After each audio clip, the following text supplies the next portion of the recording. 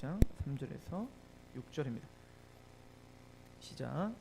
우리가 그의 계명을 지키면 이로써 우리가 그를 아는 줄로 알 것이요 그를 아노라 하고 그의 계명을 지키지 아니하는 자는 거짓말하는 자요 진리가 그 속에 있지 아니하되 누구든지 그의 말씀을 지키는 자는 하나님의 사랑이 참으로 그 속에서 온전하게 되었나니 이로써 우리가 그 안에 있는 줄을 아노라. 그 안에 산다고 하는 자는 그가 행하시는 대로 자기도 행할지니라. 아멘. 기도하겠습니다. 사랑 많으신 하나님, 우리를 주의 자녀로 불러주시고 주의 자녀답게 우리를 성장시켜 주시며 변화시켜 주시는 하나님 앞에 찬양과 경배를 올려드립니다. 하나님 말씀 앞에 겸허하게 하시고 특별히 전하는 입술을 겸손케 하시며 듣는 우리의 마음을 열어 주옵소서.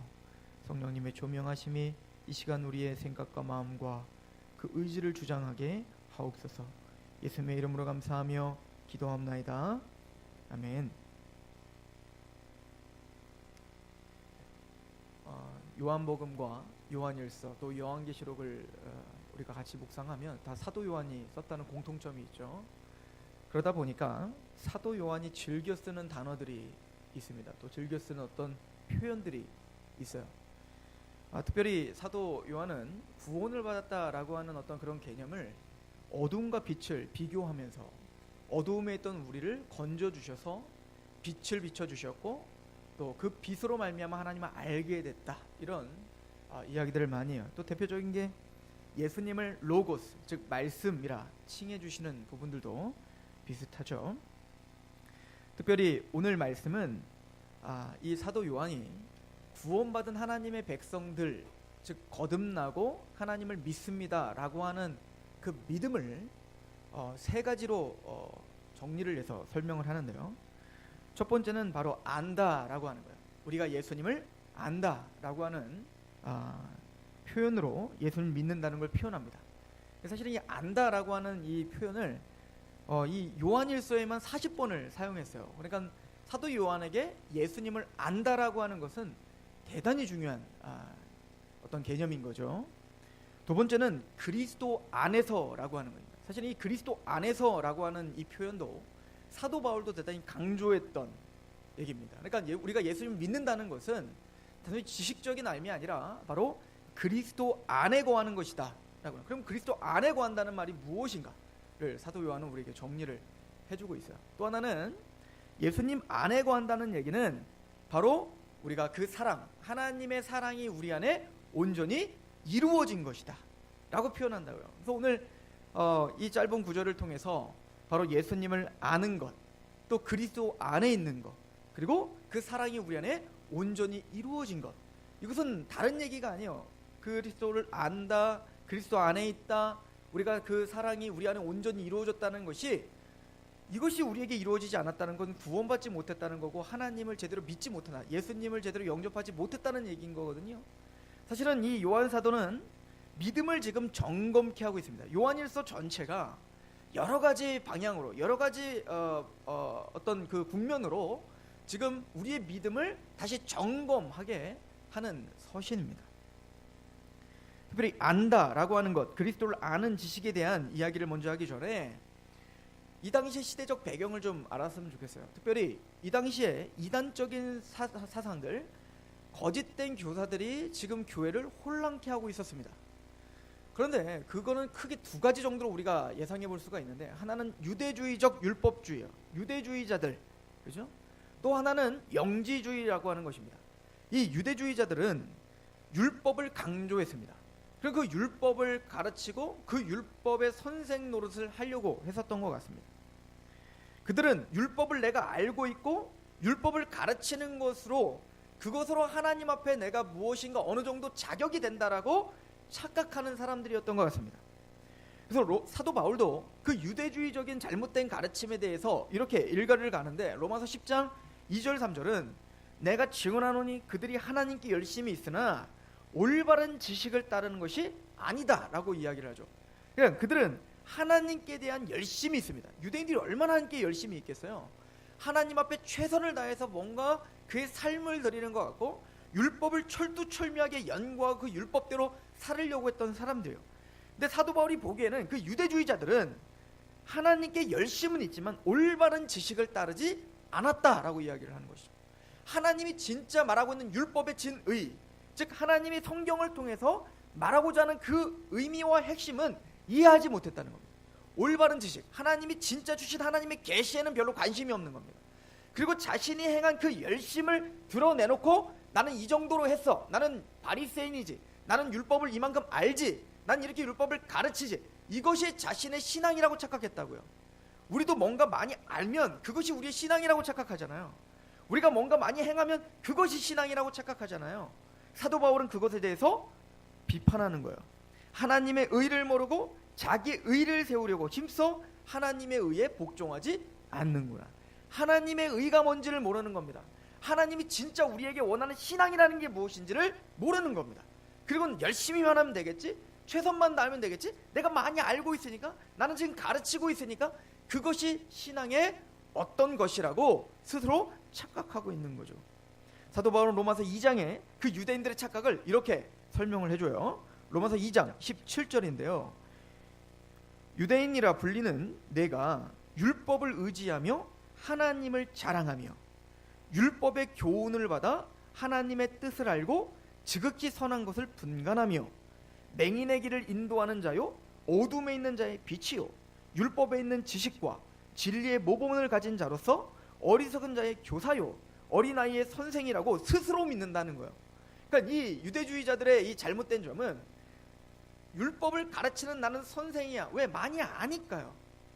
유대인들은 구약 성경을 어렸을 때부터 암송을 합니다. 그러니까 많은 지식적인 정보를 갖고 있을 거 아니겠어요? 그러니까 자신은 성경을 많이 아니까 교회에 들어와서도 이방인들은 사실은 율법을 지금 막 처음 접한 거 아니겠어요? 이제는 막 아무것도 모르는 백지 상태에서 막 배워야 되니까 갈급하게 배우겠지만, 이들은 뭔가 나는 유대인이지, 나는 율법을 원래 태어날 때부터 갖고 있었지, 나는 이 율법을 잘 알지 라고 하는 것이 자랑인 거예요. 그리고 그 남들보다 내가 뭐니 더 많이 아는 것이 하나님 앞에 뭐라도 된 것 같은 착각 가운데 스스로 속았다라고 사도 바울은 이야기를 합니다.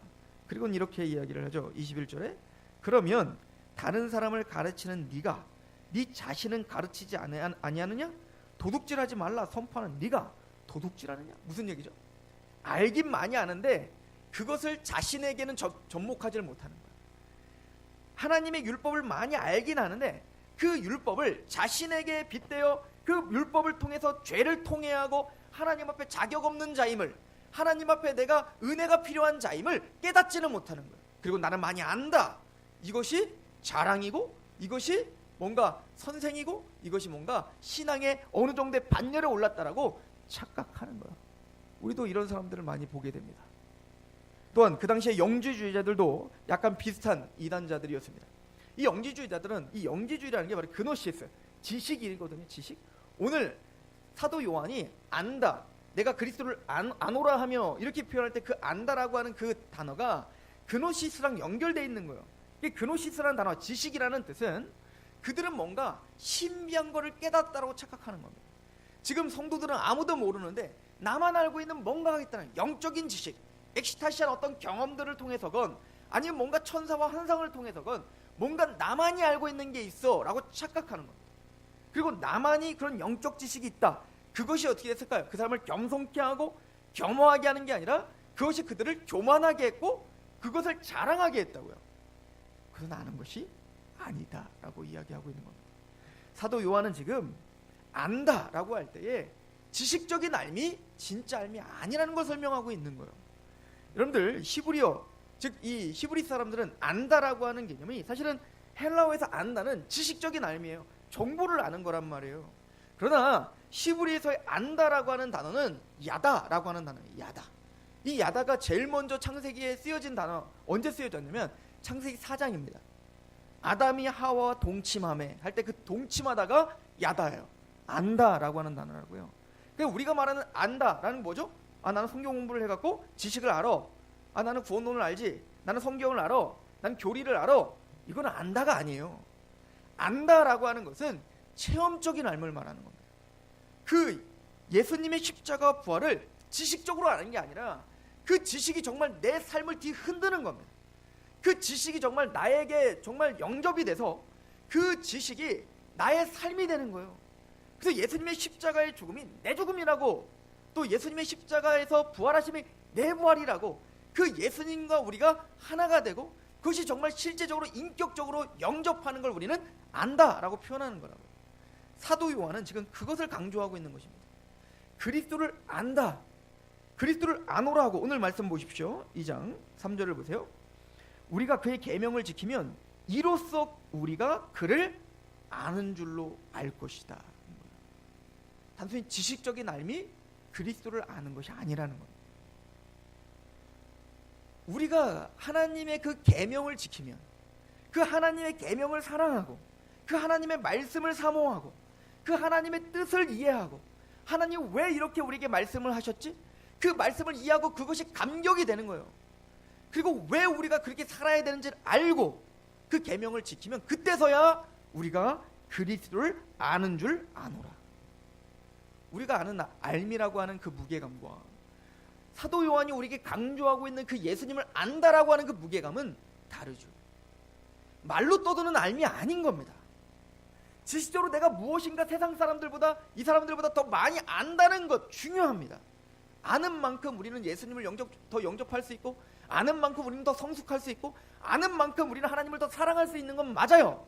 그래서 우리는 미친 듯이 성경 공부를 해야 되고, 미친 듯이 하나님의 말씀에 집착하여 그 말씀 앞에 하나님을 아는 것을 힘써야 됩니다. 그러나 그것이 단순히 지식적인 알모로 끝난다면 그것은 우리의 영적인 유효한 어떤 능력이 되지 못할 뻔하는 거예요. 너희가 정말 예수 그리스도를 안다 하며 그 계명을 지키고 있을 것이다. 로이드 존스 목사님은 이것을 강의하면서 뭐라고 이야기하냐면, 이것은 어설프게 이 말씀을 희석시킬 수 없다는 거예요. 우리는 하나님의 말씀을 대할 때 이건 이런 의미가 아닐 거야.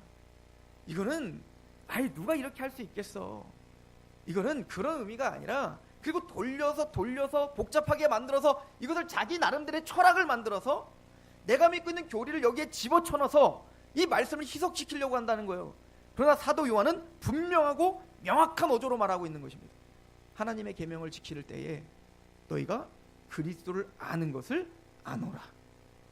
이것은 우리가 희석시킬 수 있는 말씀이 아닙니다. 하나님은 우리에게 말씀하시는 겁니다. 그 계명을 지키고 있는가 라고 이야기하고 있는 것이죠. 잘 생각해 보세요. 여러분들, 그리스도를 안다는 것은 우리가 거듭났다는 것입니다. 여러분들, 거듭났다는 것은 우리는 허물과 죄로 죽어있던 너희를 살리셨도다 라고 했어요. 예수님을 믿기 전에는 우린 죽었었다고 하는 겁니다. 죽었다는 게 뭐죠? 죽었다는 것은 이제 어떤 판단도, 어떤 선택도, 그 어떤 능력도 없는 상태인 거예요. 죽어있는 시체에게 아무리 예수님을 설명해도, 죽어있는 시체에게 아무리 그럴듯한 고상한 이야기를 해도 그는 그 어떤 것도 들을 수가 없습니다. 그게 사도 요한이 강조하고 있는 거예요. 내가 진실로 너희에게로니 물과 성령으로 거듭나지 않으면 하나님 나라에 갈 수가 없느니라. 내가 진실로 이르노니 거듭나지 않으면 하나님 나라를 볼 수가 없느니라. 이게 사도 요한이 요한복음 3장에 이야기했던 거 아니겠어요? 즉, 그건 누구에게 말한 거냐면 니고데모에게 한 얘기였어요. 니고데모라고 하는 사람은 그 당시에 유대인 중에, 바리새인 중에 유대인의 관원, 사내들인 공의회의 회원이었습니다. 사내들인 공의회라는 것은 그 당시에 입법, 사법, 행정, 교육, 정치, 종교, 그 모든 것을 통할하는 유대 최고의 권력기관이었어요. 거기는 아무나 들어갈 수 없습니다. 사두개인 중에 특별히 선택된 자, 바리새인 중에 특별히 선택된 자, 제사장 그룹 중에 특별히 선택된 자들만 들어갈 수 있는, 그 유대의 엘리트들만 들어갈 수 있는 곳이었단 말이에요. 근데 니고데모는 어영부영 바리새인이 아니었어요. 그는 철두철미하게 말씀을 연구했고 그 말씀대로 행하려고 했던 자였습니다. 그 당시 유대인은 최고봉이었죠. 그런 니고데모에게 네가 거듭나지 않으면 하늘나라를 볼 수도 없고 갈 수도 없다는 거예요. 지식적으로는 그 어떤 누구도 그 니고데모를 따라갈 수가 없었을 것입니다. 율법의 의로는 그 어떤 누구도 따라갈 수가 없었던 니고데모에게 예수님을 일갈을 가하죠. 거듭났니? 거듭나지 않으면 하나님 나라를 볼 수가 없어. 네가 아무리 율법을 많이 알아도 그것이 너를 살릴 수 없다. 너는 죽어있다는 것입니다. 거듭남이란 성령님의 은혜로, 물과 성령, 즉 그 복음이 들려졌을 때 성령님의 은혜로 우리 마음이 열리는 겁니다. 우리가 그 말씀이 보이는 거예요. 사도 바울의 말을 빌려서 이야기한다면 흑암의 권세에 있던 너를 건져내사 하나님의 아들의 나라로 옮기셨느니라 라고 표현됐다고요. 흑암의 권세에 있어서 이 세상 신이 믿지 아니하는 자들의 마음을 혼미하게 하여 그리스도의 영광의 복음의 광채가 비치지 못하게 하는 그 사단의 권세 가운데 있어 아무리 복음을 설명해도 복음이 알아듣지를 못해요. 지식적으로 예수님의 십자가와 부활을 아무리 알고 들어도 그것이 나에게 적용이 되질 않아요. 우리는 흑암 가운데 있었기 때문입니다. 성령님이 거듭나게 하셨다는 거예요. 새로운 호흡을 주셨다는 겁니다. 에스겔이 에스겔 골짜기에서 봤을 때 마른 뼈가 완전히 죽어 있었던 그 마른 뼈에 하나님의 말씀이 대언되니 뼈들이 맞춰지기 시작합니다. 살이 붙기 시작합니다. 그러나 여전히 시체인 거예요. 죽어 있는 겁니다. 거기에 다시 한번 대언했더니 하나님의 영이 그 생이 들어가더라. 그런 살아있는 큰 군대가 되더라는 거 아니에요? 하나님의 말씀이, 하나님의 복음이 말로만 임하는 것이 아니라 능력과 성령과 큰 확신으로 임하느니라. 우리는 그렇게 거듭난 거예요. 하나님의 말씀을 지식적으로만 듣고 끝난 게 아니라 그 복음의 십자가와 부활의 이야기가 성령님의 역동적인 역사로 보이는 겁니다. 그 십자가 믿어지는 거라고요. 그 부활이 믿어지는 거란 말입니다.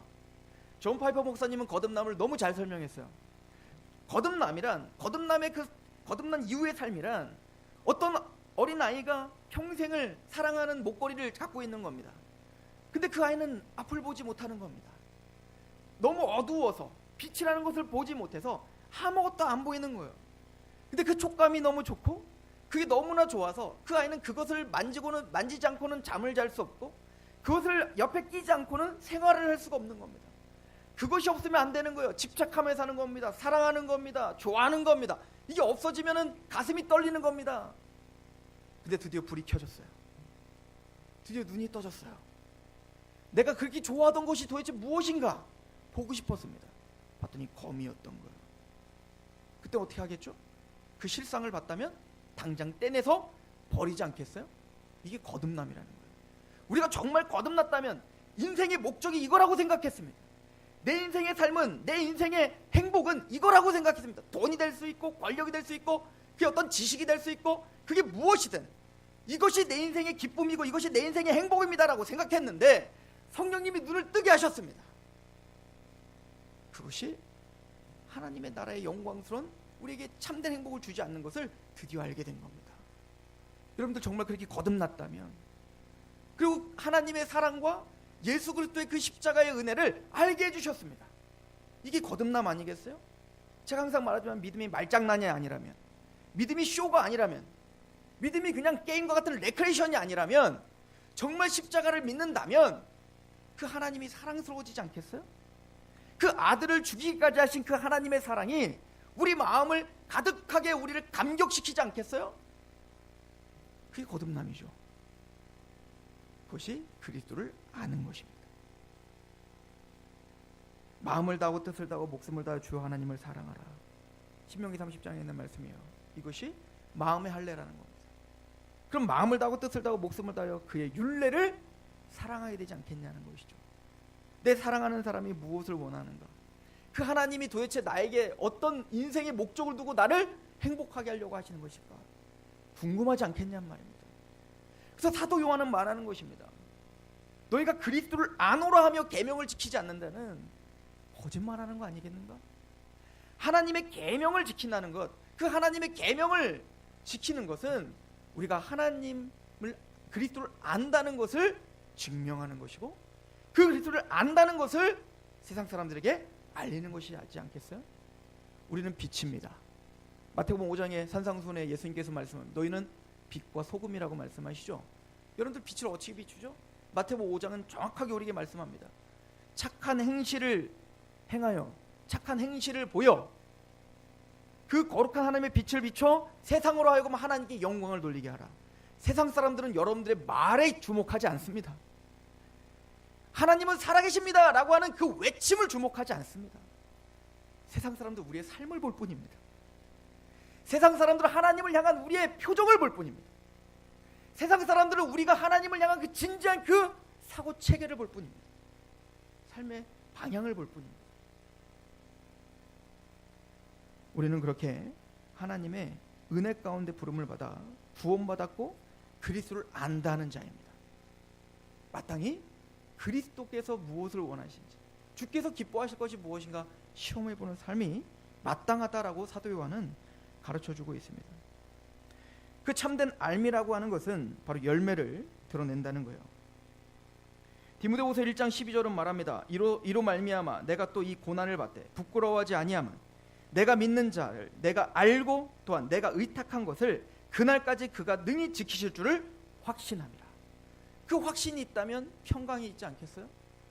그 확신이 있다면 우리가 이 땅에서는 조금 실패할지라도 영원한 하나님의 나라와 나를 버리지 않는 그 하나님을 안다면 우리가 조금 더 인내할 수 있지 않겠습니까?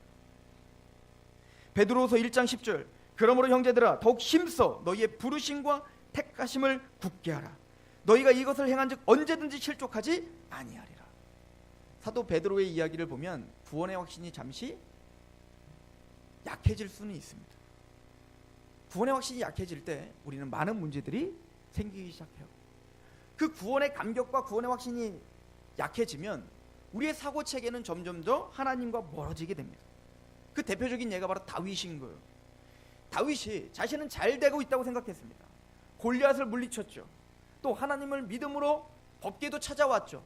또 가는 곳마다 믿음으로 승리하여 땅덩어리도 넓혔죠. 이스라엘을 드디어 통일했습니다.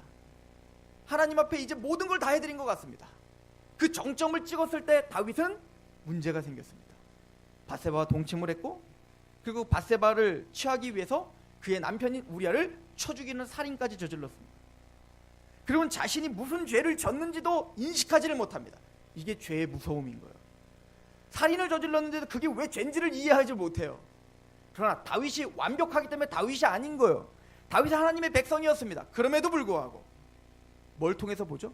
나단이 말씀으로 책망합니다. 그래서 인정합니다. 그리고 웁니다. 탄식합니다. 이것이 구원받은 자의 다름인 거예요. 울고 탄식하며 다윗이 시편에 뭐라고 고백하죠? 하나님 정직한 영을 다시 새롭게 하시고 구원의 감격을 회복시켜 주옵소서. 다윗의 진단은 내가 구원의 감격이 없어졌구나.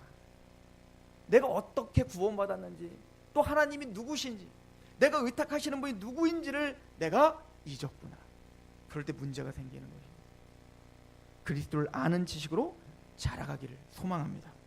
우리는 이미 그리스도를 아는 자들입니다. 그리스도를 안다라고 하는 것은 그리스도 안에 있다라고 하는 말과 동의어입니다. 오늘 말씀을 보시면 2장 3절에 우리가 그의 계명을 지키면 이로써 우리가 그를 아는 줄 알 것이요 그를 아노라 하고 그의 계명을 지키지 아니하는 자는 거짓말하는 자다라고 표현하고 있죠. 진리가 그 속에 있지 않다라고 표현하고 있다고요. 이거는 우리가 말씀을 희석시킬 수 있는 건 아니에요. 그 말씀 앞에 겸허히 서 있어야 되는 것입니다. 5절 말씀을 같이 봉독합니다. 시작. 누구든지 그의 말씀을 지키는 자는 하나님의 사랑이 참으로 그 속에 온전하게 되었나니 이로써 우리가 그의 안에 있는 줄을 아노라. 누구든지 그의 말씀, 또 동일하게 말하죠. 누구든지 그의 말씀을 지키는 자는 이로써 우리가 그의 안에 있는 줄로 아노라. 이 그리스도 안에라고 하는 단어를 사실은 사도 바울이 너무너무 중요하게 여겼던 단어예요.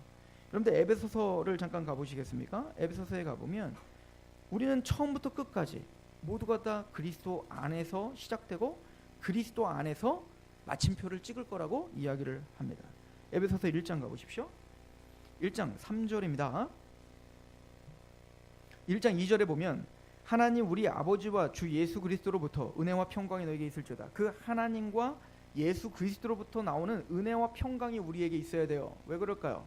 3절 찬송하리로다 하나님 곧 우리 주 예수 그리스도 아버지께서 누구 안에서? 그리스도 안에서 하늘에 속한 모든 신령한 복을 주시려고 결정하셨습니다. 창세전부터 하나님은 여러분들에게 모든 신령한 복을 주시는데 그것은 반드시 그리스도 안에서 가능한 겁니다. 그리스도 안에서 모든 신령한 복을 주시기로 작정하셨어요.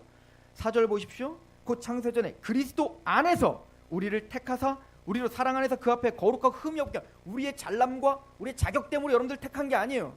그리스도 안에서 그 그리스도의 긍휼 안에서 우리를 선택하셨다라고 이야기합니다. 5절 보십시오. 그 기쁘신 뜻대로 우리를 예정하사 예수 그리스도로 말미암아 자기의 아들이 되게 하셨다. 우리가 아들 된 것도 그리스도로 말미암아요. 그리스도를 떠나서는 아무것도 할 수 없습니다. 이 에베소서 1장은 한 절 한 절마다 그리스도 안에서, 예수님 안에서, 예수님으로 말미암아 끊임없이 이렇게 선포하고 있어요. 6절 보십시오. 이는 그가 사랑하시는 자 안에서, 그리스도 안에서죠, 예수 안에서 우리에게 거저 주시는 바 그의 은혜의 영광을 찬송하게 하려 함이라. 그 예배를 드리고 하나님께 영광을 돌리는 것도 그리스도를 아는 지식이 없다면 가능하지 않습니다. 7절, 우리는 그리스도 안에서 그의 은혜의 풍성함을 따라 그의 피로 말미암아 속량곧 죄사함을 얻었어요. 우리가 죄사함 받고 구원받고 하나님의 은혜 가운데 이렇게 담대하게 나올 수 있는 이유도 그리스도 안에서입니다. 8절을 보십시오. 이는 그가 모든 지혜와 총명을 우리에게 넘치게 하사 그 뜻의 비밀을 우리에게 알리신 것이요 그의 기뻐하심을 따라 그리스도 안에서 때가 찬 경륜을 위하여 예정하신 것이다. 여러분들이 이곳에 앉아있는 것, 여러분들이 복음을 들은 것, 여러분들이 믿음이 생긴 것, 이 모든 것도 그리스도를 벗어나면 아무것도 될 수 없습니다. 그리스도 안에서만 여러분들은 구원을 받을 수 있고 죄사함 받을 수 있으며 여러분들이 구원이 완성되는 것도 그리스도 안에서만 가능합니다. 10절 보십시오. 하늘에 있는 것이나 땅에 있는 것이나 다 그리스도 안에서 통일되게 하려 하심이라. 우리는 하나님께 기도합니다. 하늘에 계신 우리 아버지, 아버지의 뜻이 하늘에서 이루어진 것 같이 땅에서도 이루어집니다. 하나님의 모든 뜻은 이미 만세 전에 계획됐고 결정됐어요. 단지 우리가 살아가는 세상에 왜 갈등이 있죠? 그 하나님의 뜻이 아직 여기에 성취되지 않은 것처럼 보이기 때문에 힘든 거예요. 그 주기도문의 기도가 뭐죠? 하나님의 뜻은 이미 완성됐습니다. 오늘 나를 통하여 그 뜻이 이루어질 것입니다. 믿는 거란 말입니다. 그래서 오늘 하루 살아가는 것이, 우리가 사는 목적이 하나님의 뜻이 우리를 통해 성취되기를 원하는 겁니다. 근데 이것이 가능한 이유가 뭐죠? 그리스도 안에서 하늘의 것이나 땅의 것이 통일되기 때문에 그렇습니다. 왜 우리를 통해서 하나님의 뜻이 이루어지죠? 사실은 우리를 통해서가 아니라 누구예요? 원래는 그리스도 안에 우리가 있기 때문에 하나님의 뜻이 우리를 통해서 성취되는 거거든요. 그리스도 안에서가 없다면 우리는 그 한순간도 호흡도 우리는 가질 수가 없는 거예요. 11절 보십시오. 모든 일을 그의 뜻의 결정대로 일하시는 이의 계획을 따라 우리가 예정을 입어 그 안에서 기업이 되었다. 그 안에서죠. 13절 보십시오. 그 안에서 너희도 진리의 말씀 곧 너희의 구원의 복음을 들어. 그래서 그 예수님 안에서 우리는 복음을 들은 거예요. 우연히 들은 게 아닙니다. 그 안에서 또 믿어. 여러분들 믿은 것도 여러분들이 믿음이 좋아서 믿은 게 아니라 그리스도 안에서 주님께서 믿음을 도와주신 거예요. 그래서 믿어진 겁니다. 그래서 히브리서 12장이 뭐라고 하죠? 믿음의 주요 또 온전케 하시는 예수를 바라보자. 우리가 할 수 있는 건 그 그리스도를 바라보는 것밖에 없어요. 그 그리스도를 갈망하는 것밖에 없는 거예요. 14절, 이는 우리 기업의 보증이 되사 그 얻으신 것을 속량하시고 그 영광을 찬송하게 하려 하심이라. 빌립보서 1장 6절은 말합니다. 착한 일을 시작하신 이가 예수 그리스도의 날까지 이루실 줄 확신하노라. 우리는 그리스도 안에 있어야 구원받고 그리스도 안에 있어야 여러분들은 승리할 수 있습니다. 그리스도 안에 있을 때에만 하나님의 뜻이 우리를 통해서 성취될 수 있다라고 이야기를 합니다. 이게 사도 바울의 가르침인 겁니다. 사도 요한은 다릅니까? 사도 요한도 동일한 이야기를 하죠. 요한복음 15장이 바로 그 말씀입니다. 나는 포도나무요 너희는 가지다. 예수님과 온전히 연합돼야, 예수님과 온전히 그리스도 안에 있어야 너희는 열매를 맺을 수 있다는 거예요. 농부가 왜 우리를 포도나무의 가지로 만들었을까요? 하나님은 우리에게 열매를 구하신다는 거예요. 그리고 말해 열매 없는 나는 찍어버려라. 왜 그런 말을 하셨을까요? 그리스도와 연합된 자는 반드시 변화된다는 거 아니겠어요? 그리스도와 하나 된 자는 완벽한 게 아니에요. 그러나 적어도 그 방향이 달라지는 거 아니겠어요? 이번에 탄핵을 할 때 한 청년이 이렇게 나누더라고요. 탄핵할 때 이걸 깨달았대요. 헌법 수호의 의지가 없다 이거요. 헌법을 다 못 지켰다라고 말하지 않죠. 헌법 수호의 의지가 없다는 거예요. 국민으로서도 지금 자격이 안 된다는 거 아니겠어요? 하나님에게 우리가 적용해 봅시다. 우리가 하나님의 백성입니다. 하나님의 나라가 우리에게 임했습니다. 마땅히 하나님의 나라는 이스라엘 백성들을 애굽의 나라, 사단의 권세, 세상의 권세했던 그 이스라엘 백성들을 왜 끄집어내요? 왜 가나안 땅으로 보내려고 하는 거죠? 그들은 원래 하나님을 예배해야 될 백성입니다. 그들은 원래 하나님의 찬양과 경배를 위해서 만들어진 자들입니다. 그런데 지금 하나님을 경배하지 않아요. 하나님의 법을 몰라요. 하나님의 뜻을 몰라요. 그냥 바로가 람세스를 지어라, 필라멧을 지어라. 누굴 위해서? 자기를 위해서 말입니다. 하나님에게 마땅히 경배해야 될 자들을, 하나님을 위해서 헌신하게 해야 될 자들을 세상에게 헌신하게 하는 겁니다. 바로에게 헌신하게 하는 겁니다. 하나님은 그들을 불쌍히 여겨 하나님의 백성들을 끄집어냅니다. 그리고 하나님의 나라, 제사장의 나라라고 선포합니다. 나라가 있다면 반드시 법이 있어야 되는 거예요. 그래서 구원받은 하나님의 백성들에게 광야에서 율법을 수여하시는 겁니다. 보다 하나님의 법을 수여하시는 겁니다. 그럼 진짜 하나님의 법을 안다면, 그리고 우리를 어떻게 하나님의 백성으로 만들었는지 안다면 그 법을 수호할 의지가 있어야 되는 거 아니겠어요? 그게 마땅한 하나님의 백성의 마땅한 태도고 책임이지 않겠습니까? 그 얘기를 하는 겁니다. 그리스도 안에 있다면 너희가 마땅히 그 하나님의 법을 수호할 의지가 있고 그 하나님의 법대로 살려고 하는 마음이 있지 않겠냔 말이죠. 오늘 말씀을 다시 한번 보세요. 요한일서 2장 6절은 이렇게 설명합니다. 그의 안에 산다고 하는 자는 그가 행하는 대로 자기도 행할지니라. 이게 마땅하다는 겁니다. 사도 요한이 왜 이런 이야기를 했을까요? 영지주의를 사실은 지금 비판하고 있는 겁니다. 나중에 요한일서 4장에 가면 영을 다 믿지 마라, 영을 분별하라 라고 표현합니다. 그래서 영 분별을 어떻게 하실래요? 기도했더니 막 갑자기 깜빡이에 켜집니까? 쟤는 잘못된 가르침, 얘는 잘못된 가르침. 그렇게 역사하시는 거 아니에요. 영 분별의 은사 그런 거 없는 겁니다. 기도를 막 했더니 막 갑자기 막 너는 지금 사탄의 음성이야, 너는 하나님의 음성이야. 누가 감히 그거를 재단할 수 있다는 얘기입니까?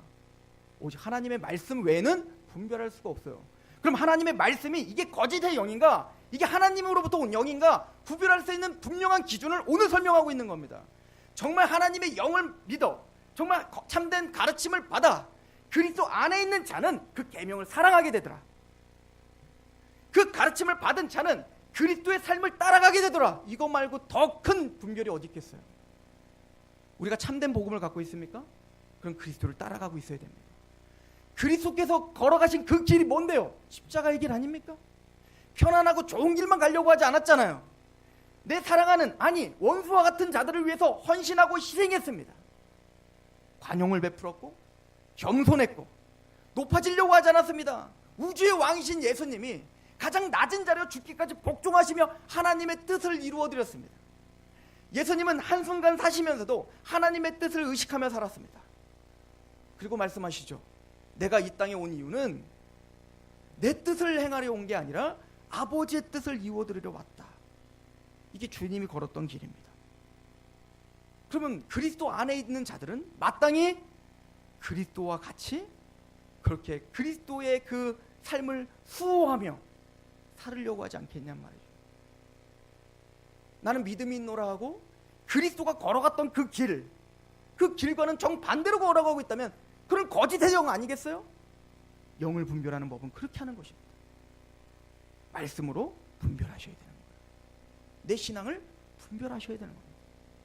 내 사고를, 내 생각을, 내 발걸음을, 나의 말투를 그리스도 안에서 내 믿음이 정말 내가 그리스도를 아는가, 내가 정말 그리스도 안에 있는가, 내가 정말 그리스도의 사랑이 내 마음에 온전히 이루어졌는가, 이것을 말씀의 기준에 의해 오늘도 점검하셔야 되는 것입니다. 다시 말씀드립니다.